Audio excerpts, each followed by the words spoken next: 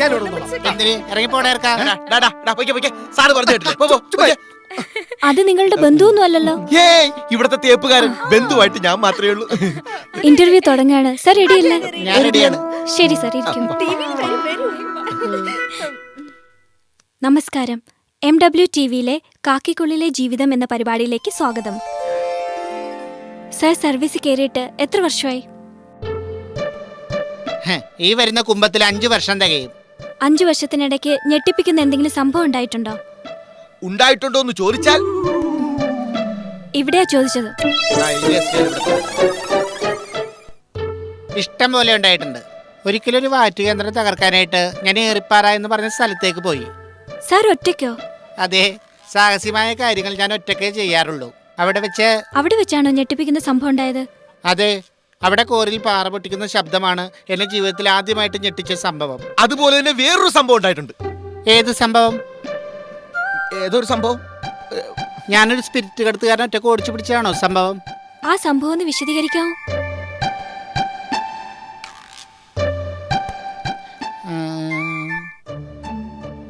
അന്ന് ഞാൻ Walayar SI on പ്രൊബഷൻ. സ്ഥിരമായി സ്പിരിറ്റ് കടത്തിക്കൊണ്ട് പോകുന്ന ഒരാള്, ഒരു ഭയങ്കരനായ ഗുണ്ട. എക്സൈസുകാരെ അയാളെ കൊണ്ട് പൊറുതിമുട്ടി കഴിയായിരുന്നു. എന്നിട്ട് ദിവസം ഒരു 4-5 തവണയെങ്കിലും അവര് വന്ന് ബുദ്ധിമുട്ടിക്കാറുണ്ട് അല്ലേ? രാത്രി ആയി കഴിഞ്ഞാൽ ഞാൻ വേഷം മാറിയോ ലാംബി സ്കൂട്ടറിലോ സൈക്കിളിലോ കറങ്ങും. എല്ലാ ദിവസവും ആ കൂട്ടത്തിൽ ഞാനും ഉണ്ടാവും. ഇല്ല, വേഷം മാറി ഞാൻ ഒറ്റക്കാ കറങ്ങാറുള്ളത്. ശരിയാ. രാജേഷ് ഖന്ന സാറിനെ തിരക്കി ചിലപ്പോൾ ഞാൻ പോലീസ് സ്റ്റേഷനിൽ ചെല്ലുമ്പോൾ പോലീസുകാർ പറയും രാജേഷ് ഖന്ന സാർ കറങ്ങാൻ പോയിരിക്കണെന്ന്. അത് ഈ കറക്കണമെന്ന് ഞാൻ ഇപ്പോഴറിയണ. ഈ വേഷം മാറി എത്ര പേരെ അകത്താക്കിയിട്ടുണ്ട് സർ? ഒരുപാട് പേരെ. അവരിൽ അപകടകാരിയായിരുന്നു ആ സ്പിരിറ്റ് കടത്തുകാരൻ. ഇങ്ങനെ വേഷം മാറി പ്രതികളെ പിടിക്കുന്നത് ഭാര്യയോട് പറയാറുണ്ടോ? സത്യത്തിൽ ഞാൻ ഇപ്പഴാ അറിയുന്നത്. രാജി വളരെ സോഫ്റ്റ് ആയിട്ടുള്ള ഒരു പോലീസ് ഓഫീസർ ആണെന്നാ ഞാൻ കരുതിയിരുന്നത്. ഇത്രയ്ക്ക് ധീരനാണെന്ന് ഞാൻ ഇപ്പഴാ അറിഞ്ഞത്. ഞാൻ പബ്ലിസിറ്റിക്ക് വേണ്ടി ഒന്നും ചെയ്യാറില്ല. ഞാനും അങ്ങനെയാണെങ്കിൽ ഞാൻ ഈ വേഷന്മാരായിട്ട് പ്രതികളെ കസ്റ്റഡിയിൽ എടുക്കുന്ന വാർത്ത ദിവസവും പത്രങ്ങളിൽ വരണ്ടല്ലേ? മൈലാഞ്ചി ടേക്കായി ചെയ്യുന്നത് മൈലാഞ്ചി ടേക്കായി അറിയാൻ പാടില്ല. അതെനിക്ക് നിർബന്ധം. ആ സ്പിരിറ്റ് കടത്തുകാരനെ പിടികൂടിയത് ഒന്ന് വിശദീകരിക്കാവോ? അതെനിക്ക് ജീവിതത്തിൽ ഒരിക്കലും മറക്കാൻ പറ്റാത്ത സംഭവം. നേരത്തെ സാറ് പറഞ്ഞില്ലേ ഒരു സ്പിരിറ്റ് കച്ചവടക്കാരൻ, അത് ഇത്ര പെട്ടെന്ന് മറന്നോ? ആ സ്പിരിറ്റ് കടത്തുകാരൻ അതെനിക്ക് ജീവിതത്തിൽ ഒരിക്കലും മറക്കാൻ പറ്റാത്ത സംഭവമാണ്. ആ സംഭവം ഒന്ന് പറയാവോ? സമയം 2 മണി. അന്ന് ഞാൻ വാളയാർ ചെക്ക് പോസ്റ്റിൽ SI.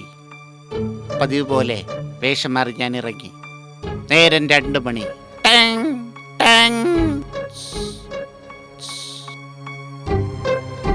ദിവസവും ചെക്ക് പോസ്റ്റ് വെട്ടിച്ച് 10 ലിറ്റർ സ്പിരിറ്റുമായി കേരളത്തിലേക്ക് കടന്നു വരുന്നത് അയാളായിരുന്നു.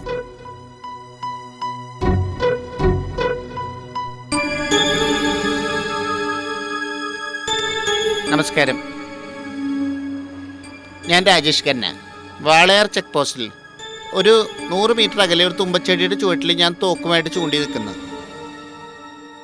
ഇടത് കൈയിൽ കന്നാസും വലത് കൈയിൽ ഒരു ബീഡിയും. ഞാൻ നിൽക്കാൻ പറഞ്ഞു. അവൻ കേട്ടില്ല. പിന്നെ ഞാനൊന്നും നോക്കില്ല. അനുസരണ ഞാൻ വെടിവെച്ചു. വെടികൊണ്ട് അവൻ എങ്ങോ കാട്ടിലേക്ക് ഓടി പറഞ്ഞു. പിന്നെ ഞാൻ ഇതുവരെ അവനെ കണ്ടിട്ടില്ല. എൻ്റെ അമ്മയാണ് സത്യം. അത് ശരി. എടാ പന്നി, അത് നീയായിരുന്നല്ലേ? ഞാൻ തിരക്കി നടക്കുകയായിരുന്നു. രാത്രി കന്നാസി പെട്രോളുമായി വന്ന എന്നെ വെടിവെച്ചിട്ടത് നീയായിരുന്നു അല്ലേ?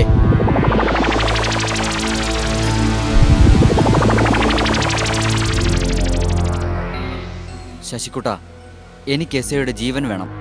ചേട്ടനൊരു വാക്കുറ. അയാളെ കൊണ്ട് നിർത്തിത്തരാം. എങ്ങനെ വേണം? വളർത്തണം, വളർത്തി കൊല്ലണം. ഞാനിതാ പുറപ്പെടുകയാണ്. അയ്യോ, അതെ അതെ അതെ, ഒരുപാട് സ്ഥലത്തുനിന്ന് ഇന്റർവ്യൂ കണ്ടിട്ട് എന്നെ അപ്രീഷിയേറ്റ് ചെയ്യാൻ വേണ്ടി വിളിച്ചിരുന്നു. അതെ, ടിവിയിൽ എന്നെ കാണാൻ ഭയങ്കര ചന്തായിരുന്നു അത്രേ. പഴയ സുമലതയുടെ ലുക്ക് ഉണ്ടായിരുന്നു. പലരും എന്നോട് ചോദിച്ചു തുടങ്ങി സിനിമയിലൊക്കെ അഭിനയിച്ചു കൂടെയെന്ന്. ശരി, ഞാൻ പിന്നെ വിളിച്ചോളാം. Okay, bye. ഓരോരുത്തരുടെ കാര്യേ കേട്ടോ പൊന്നമ്മേ. രാജി ഇടയ്ക്കിടയ്ക്ക് എന്നോട് പറയായിരുന്നു എലിയാണ്, ഹിമക്കരടിയാണ്, ചീങ്കണ്ണിയാണ് എന്നൊക്കെ. ഇപ്പൊ എനിക്ക് മനസ്സിലായിട്ടോ, കാഴ്ചക്ക് രാജി ഒരു എലിയാണെങ്കിലും കാര്യത്തിൽ ഒരു പുലി തന്നെയാണെന്ന്. രാജേഷ് സാറിന് ഒരു സ്വീകരണം കൊടുക്കണം, സമാജത്തിന്റെ വകയായേ. ആ വേണം വേണം.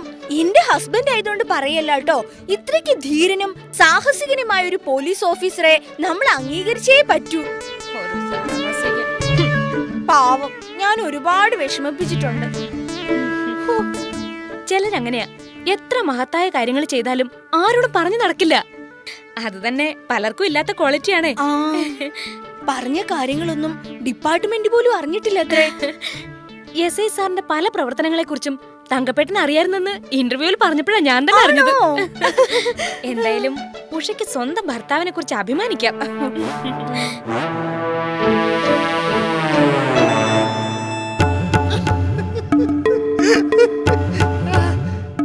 അദ്ദേഹം എത്തി സാർ, സത്യമായിട്ടും അതെ. ആ IG എന്നോട് നേരിട്ട് പറഞ്ഞതാ, ലണ്ടനിലേതോ അൽഖ്വയ്ദ തീവ്രവാദികൾ വിമാനം റാഞ്ചാനുള്ള പ്ലാൻ ഉണ്ടെന്ന്. രാജേഷ് ഖന്ന തന്നെ പോയാലേ പറ്റുള്ളൂ എന്ന് പറഞ്ഞത്. പക്ഷെ പോകായിരുന്നു, എൻ്റെ കയ്യിൽ പാസ്പോർട്ട് ഇല്ലാതായി പോയി. ആ ശരി എന്നാ, ഓക്കെ. അല്ല കന്ന സാറേ, പോലീസുകാർക്ക് കേസ് അന്വേഷിക്കാൻ ലണ്ടനിൽ പോകാൻ വേണ്ടി പാസ്പോർട്ടിന്റെ ആവശ്യമില്ല, റേഷൻ കാർഡ് കാണിച്ചാൽ മതി. ഈശ്വര, പോകായിരുന്നു. ആ അതൊക്കെ പോട്ടെ, ഇന്റർവ്യൂ കണ്ട് പലരും എന്നെ വിളിച്ചിരുന്നു.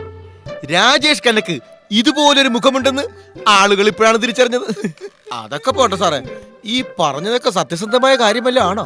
എന്തേ, തങ്കപ്പന് വിശ്വാസമായില്ലേ? സാറ് പറഞ്ഞത് കേട്ട് ഇന്റർവ്യൂവിന് സാറിന്റെ കൂടെ ഞാൻ എസ് മൂളി, പക്ഷേ എനിക്ക് അത്ര വിശ്വാസമായിട്ടില്ല.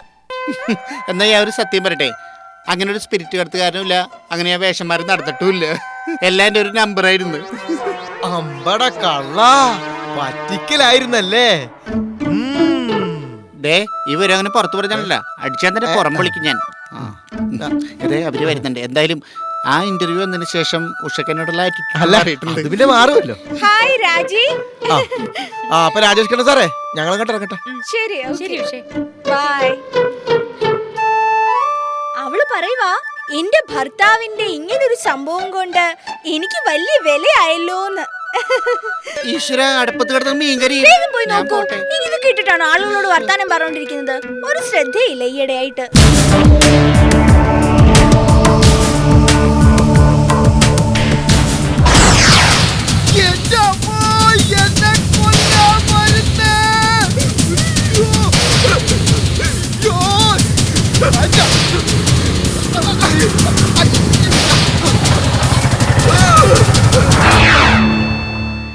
SI രാജേഷ് ഖന്നയുടെ വീട് എവിടെയാടാ? എന്തോന്ന് പറയടാ, SI രാജേഷ് ഖന്നയുടെ വീട് എവിടെ? അല്ല, നിങ്ങൾ എന്തിനാ അതറിയുന്നത്? അറിഞ്ഞാലേ പറഞ്ഞോരൂ, അല്ലടാ തണ്ടി.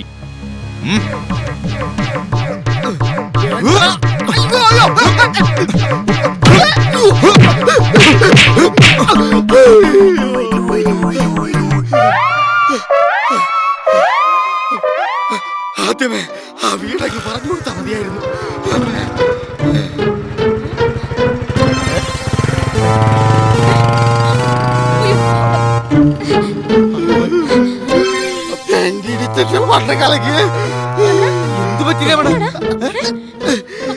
എന്താണെന്ന് എനിക്കറിയില്ല എന്റെ തങ്കപ്പണ്ണ. അയാൾ വന്ന് നമ്മുടെ SI സാറിന്റെ വീട് ചോദിച്ചു. വീട് എനിക്കറിയില്ലെന്ന് പറഞ്ഞപ്പോ അവിടെ വെച്ച് കുറെ ഇടിച്ചു. അവിടെ നീടി കൊണ്ടുപോയി ഞാൻ ഈ കുഴി വന്ന് വീണു. ഇവിടെ ഇട്ട് പിടിച്ചു. ആ ഇടി എനിക്ക് എണ്ണാൻ പറ്റിയില്ല അണ്ണാ. അതാരാണെന്ന് എനിക്കറിയില്ല. 1, 2, 3, 4.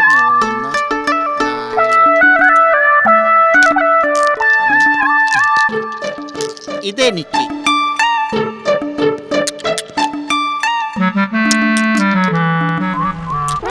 അയ്യോ, പോലീസ് ഓടിക്കോ. ഞാനെന്തിനാ പോലീസ് ഇപ്പോണ്ട് ഓടുന്നത്? ഞാൻ ഒരു SI അല്ലേ?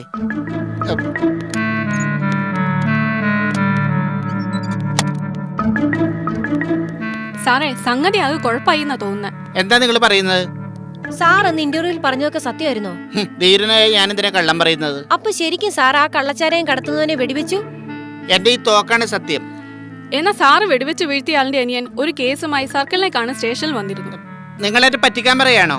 സാറ് ഞങ്ങളെയാണോ ഞങ്ങൾ സാറിനെയാണോ പറ്റിക്കുന്നതെന്ന് അറിയാൻ വയ്യാത്ത സ്ഥിതിയില്ല. ഏതായാലും വന്നവൻ നിസാരക്കാരനല്ല, രണ്ടുപേരെ കൊന്ന് ജയിലിൽ പോയിട്ടുള്ള ആളാണെന്നാ പറയുന്നത്. നിങ്ങൾ ഓരോന്ന് പറഞ്ഞ് എന്നെ പേടിപ്പിക്കാൻ നോക്കണ്ടേട്ടാ. പൊന്നു സാറേ, ഞങ്ങൾ പറഞ്ഞ സത്യവാ. സാർ വാ.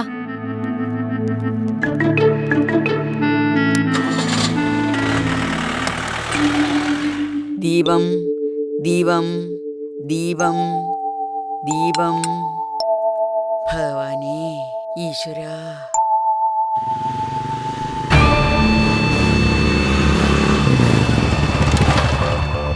എസ് ഐ ഇല്ലേ? ആ എസ് ഐ വന്നില്ലേ? ഇല്ല. ഞാൻ വരുമെന്നറിഞ്ഞ് അവൻ മുങ്ങിയതായിരിക്കും. ആരാ? ഡോ ആരാടോ താൻ? ആ പോലീസുകാരൻ വരുമ്പം പറഞ്ഞേരെ, എന്റെ ചേട്ടന്റെ മുട്ടുകാല് വെടിവെച്ചിട്ട എത്ര വലിയ പോലീസുകാരനായാലും ഈ ശശിക്കുട്ടൻ പകരം ചോദിക്കുന്നു. ഡോ താൻ ഈ പറഞ്ഞതൊക്കെ എന്റെ ചേട്ടൻ കേട്ടാലുണ്ടല്ലോ തന്റെ കാലും അതുപോലെ തകർത്തു കളയും. എടീ. പേടിപ്പിക്കാതെ ഇറങ്ങി പോടാ. പറഞ്ഞത് കേട്ടില്ലടാ കൊച്ചനെ. സാറ് നീയൊക്കെ കരുതും പോലെ എലിയല്ല, പുലി, പുള്ളിപ്പുലി. അങ്ങനെ അങ്ങോട്ട് പറഞ്ഞു കൊടുക്ക്. പോടാ.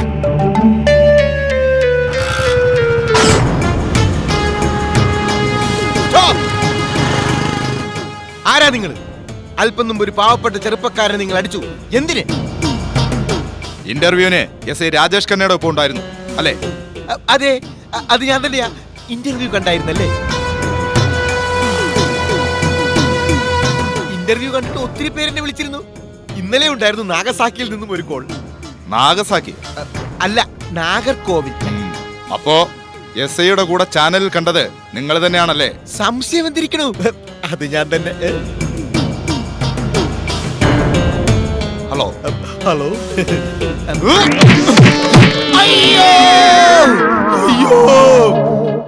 നിങ്ങൾ ആരാ? പേര് ശശികുട്ടൻ. നിന്റെ ഐഡിയ പ്രകാരം എസ് ഐ രാജേഷ് ഖന്നെ വെടിവെച്ച് മുട്ടുകാലൊടിച്ച ശശാങ്കന്റെ അനിയൻ. പാതിരാത്രി കന്നാസിൽ പെട്രോളും വാങ്ങിപ്പോയ ആളിന്റെ മുട്ടുകാല് വെടിവെച്ച് തകർത്ത ആളിനെ ചേട്ടൻ തിരക്കി നടക്കായിരുന്നു. അപ്പോഴാ ഇന്റർവ്യൂവിൽ അയാളുടെ വീരവാദം കേട്ടത്. ഈശ്വര, അപ്പൊ രാജേഷ് ഖന്ന പറഞ്ഞ നുണയൊക്കെ സത്യമായിരുന്നു. എനിക്കിനി അയാളെ ഒന്ന് കാണണം. പോലീസല്ല, പട്ടാളമായാലും ഈ ശശികുട്ടൻ ചോദിച്ചിട്ടേ പോകൂ.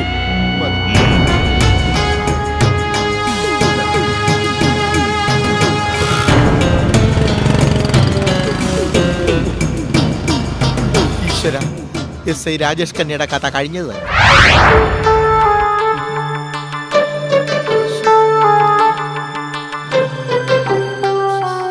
മിസ്റ്റർ തങ്കപ്പൻ, നിങ്ങളിങ്ങനെ വെരീനെ പോലെ നടക്കാതെ ഒന്ന് നിക്ക്. എന്തെങ്കിലും ഒരു പോംവഴി പറ. ആ ശശികുട്ടൻ എന്റെ നേർക്കാ വരുന്നത്. സാറൊന്ന് പേടിക്കാതിരിക്കെ. എന്നെ അവൻ കൊല്ലും. ഏതായാലും നടന്നത് നടന്നു. ഒരു ജാടയ്ക്ക് വേണ്ടി കെട്ടിച്ചമച്ച കള്ളക്കഥ സത്യമായി. അതൊരു തരത്തിൽ നന്നായി. ഡിപ്പാർട്ട്മെന്റിനോട് സാറ് കള്ളൊന്നും പറഞ്ഞില്ലല്ലോ. ഉഷേറിഞ്ഞാൽ സാറായിട്ട് അത് അറിയിക്കാതിരുന്നാ മതി അല്ലേ ചേട്ടാ? PC ഗോമതി പറഞ്ഞതിൽ കാര്യമുണ്ട്. ഈ വിവരം ഇനി ആരെയും നമ്മൾ അറിയിക്കണ്ട.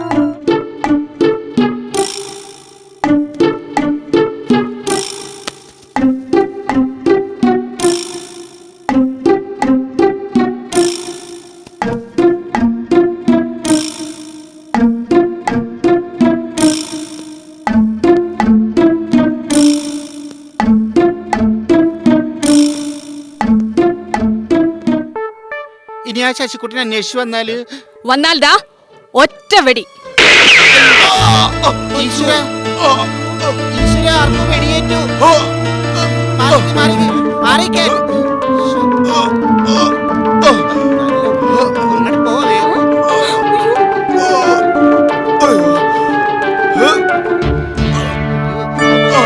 അയ്യോ ചോര. അയ്യോ സാറേ, എന്ത് പറ്റി? എന്ത് പറ്റി സാർ? സാറേ, സാറേ. രണ്ടുപേരെ നമുക്ക് വേഗം ഹോസ്പിറ്റലിൽ എത്തിക്കാം. വേഗം പൊക്ക്. സാറേ, രാജേഷ് ഖന്ന സാറേ, വടി പോലെ ഇരിക്കുന്നു. വടിയായ. പ്രധാന വാർത്തകൾ വായിക്കുന്നത് ഉല്ലാസ് കുമാർ. മുമ്പൊരിക്കൽ ചാരായക്കടത്തുകാരൻ ശശാങ്കനെ വെടിവെച്ചതായി ഒരു TV ചാനൽ ഇന്റർവ്യൂവിലാണ് എസ് ഐ വെളിപ്പെടുത്തിയത്.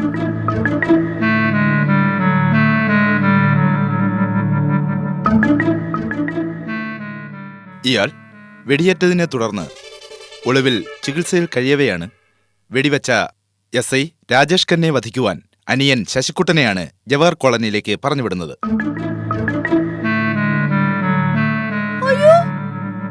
ഇതോടെ അന്തർ സംസ്ഥാന ചാരായക്കടത്തുകാരിലെ പ്രധാനികളെയാണ് രാജേഷ് ഖന്ന ഇരുമ്പഴിക്കുള്ളിലാക്കിയത്.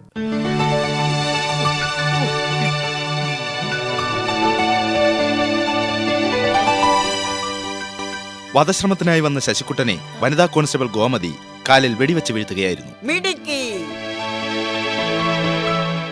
രാജേഷ് ഖന്നയ്ക്കും ഗോമതിക്കും ആഭ്യന്തരമന്ത്രി പ്രത്യേക അവാർഡ് നൽകുമെന്ന് പ്രഖ്യാപിച്ചു. ഞാനിതങ്ങനെ സഹിക്കേ. കേരള പോലീസിന്റെ അഭിമാനമാണ് രാജേഷ് ഖന്നയെന്ന് തുടർന്ന് നടന്ന പത്രസമ്മേളനത്തിൽ ആഭ്യന്തരമന്ത്രി പ്രസ്താവിച്ചു. ചേട്ടാ, മക്കളെ കരയില്ലേ? അച്ഛന് award ഇതാ. എന്റെ കണ്ണിന്റെ ഭാഗ്യ.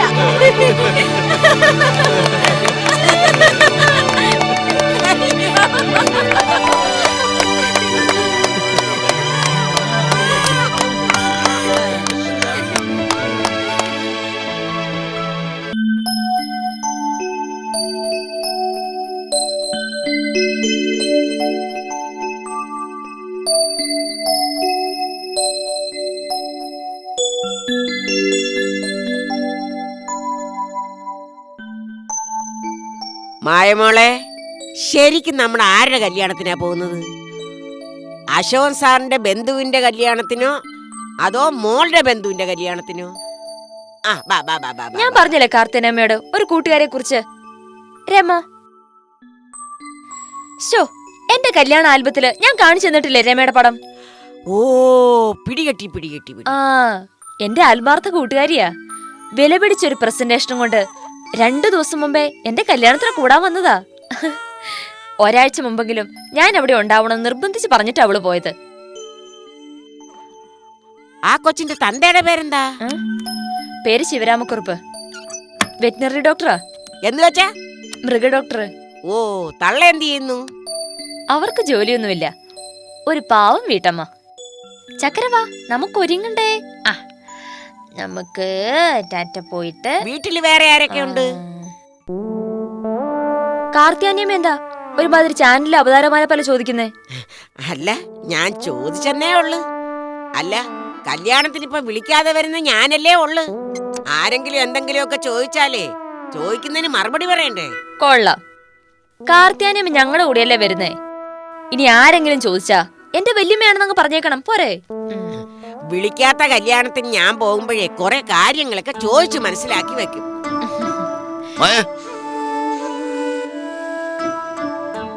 കൊള്ളാം, നിങ്ങൾ ഇതുവരെ റെഡി ആയില്ലേ?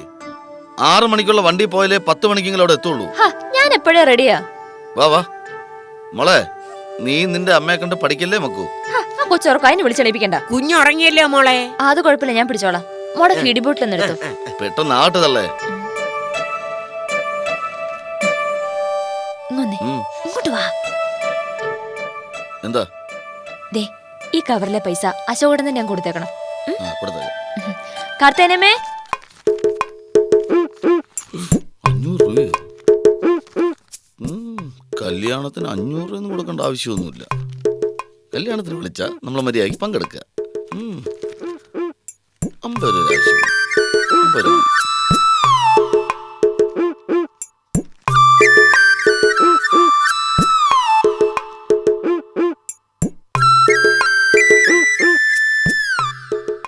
ഇതാരുടെ കയ്യിലാ കൊടുക്കണ്ടേ? പെണ്ണിന്റെ കൊടുത്താ മതി. ആണല്ലേ? ആ. വാ.